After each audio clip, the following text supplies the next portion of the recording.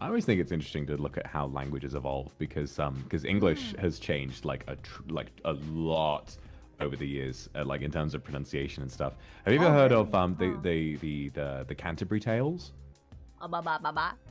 Cannibal?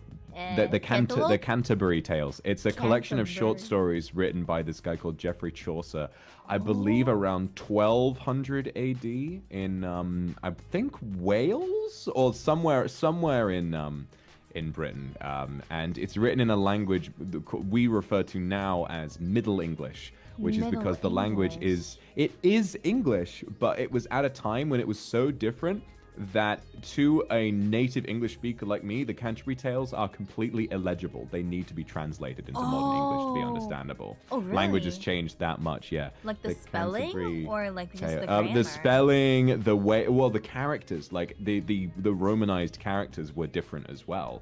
It's also because at the time, obviously, England was very like sort of, you know, there were lots of like tribes and shit, and you know, it was very like split up, you know, in a way kind of similar to Japan during its feudal period, is that there were lots and lots of small rulers kind of holding lots of little points all across the country before being unified under a monarchy and all that kind of stuff. Canterbury Tales, Middle English.